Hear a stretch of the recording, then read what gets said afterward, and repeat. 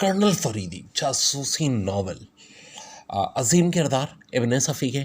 फरीदी और हमीदी। अब इब्ने सफ़ी में तो कराची यूनिवर्सिटी के टेस्ट में भी सवाल आया था। तो जनाब इसका नावल भयानक जजीरा हम पढ़ रहे हैं। कर्नल फरीद और कैप्टन हमीद के अलावा दो बड़े अहम किरदार रहे अनवर और रशीदा। रशीदा को किडनैप कर लिया गया है और अनवर उसकी तलाश में, और अब उसकी फरीदी से मुलाकात हो गई है। यहाँ तक हुआ था एपिसोड 10 में। अब आते हैं हम एपिसोड 11 में। चैनल पे बाकायदा इसकी प्लेलिस्ट बनी हुई है रवानगी। अजीब इत्फाक़ात हैं। फरीदी आहिस्ता से बोर्ड पर आया। कुछ ऐसा मालूम होता है कि किसी मुसन्निफ ने किसी नावल का प्लॉट बिखार दिया हो। जो वाक़यात मुझ पर गुजरे बाज़ो खत में भी इनने कहानियाँ सुनने पर मजबूर हो जाता हूँ। फरीदी खामोश हो गया। अनवर की नज़रें उसके चेहरे पर जमी हुई थी। तुम खुद सोचो। फरीदी बुझा हुआ सिगार एस्ट्रे में डालता हुआ बोला, क्या इस वक्त मेरी शख्सियत किसी नावल के पुरस्कार जासूस की शख्सियत से कम है? और कभी किसी ने वाक़या लिखने की कोशिश की तो क्या पढ़ने वाले इसे शानदार कब नहीं समझेंगे? मुझे तो आज कुछ ऐसा मालूम होता है जैसे किसी दुनिया में दूसरी दुनिया में सांस ले रहा हूँ। अनवर ने गहरी सांस लेके कहा। बहरहाल हम हक़ाइक़ से दो चार हैं जिनकी सदाकत मुस्तक़बिल के धुंधलगे में लिखी हुई है। फरीदी ने कहा। लेकिन हम सफ़र किस तरह करेंगे? अनवर ने पूछा। यहाँ से खलीज फ़ारस तक हम चोरी छुपे जा सकते हैं।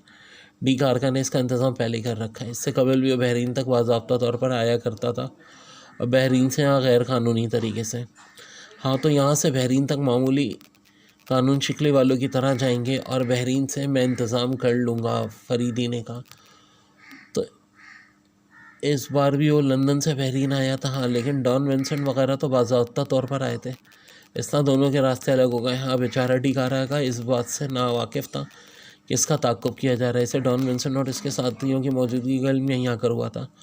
लेकिन शायद डी कारका इस बात से पहले ही वाकिफ़ हो गया था, इसलिए इन लोगों ने उसे कत्ल कर दिया था। का लड़का डी कारका का।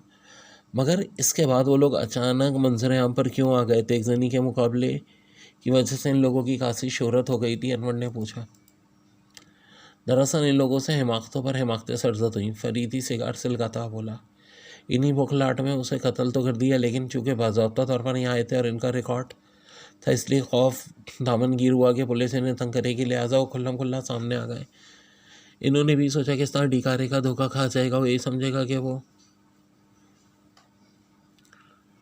सैर करने के लिए निकले। लेकिन हुआ इसके बरक। डी कारका की लड़की की शक्ल बिगाड़ दी, इसलिए वो इससे कोई इत्फाक़ी हादसा समझने के लिए तैयार नहीं था।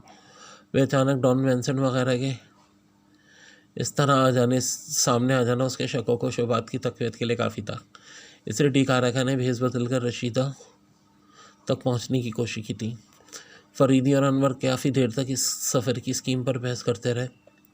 फिर अनवर वापस आ गया।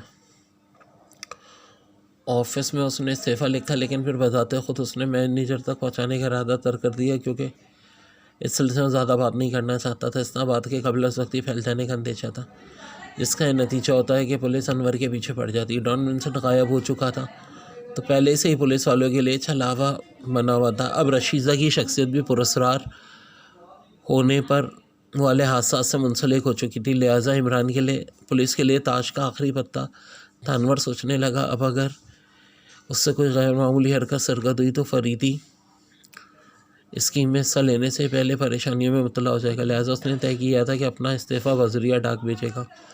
रशीदा के गायब होने की खबर फैल चुकी थी। दफ्तर के लोग इससे इस बारे में पूछते रहे और फिर वो उन्हें उधर उधर की बातों में टालता रहा। तकरीबन 6 बजे वो सर्कुलर रोड की तरफ रवाना हो गया। उसे खौफ था कहीं उसका ताक़ुब ना कर रहा हो, लिहाजा बॉटम रोड के चौराहे पर टैक्सी छोड़ दी और पैदल चलने लगा। पार्ट नेक्स्ट बाद में।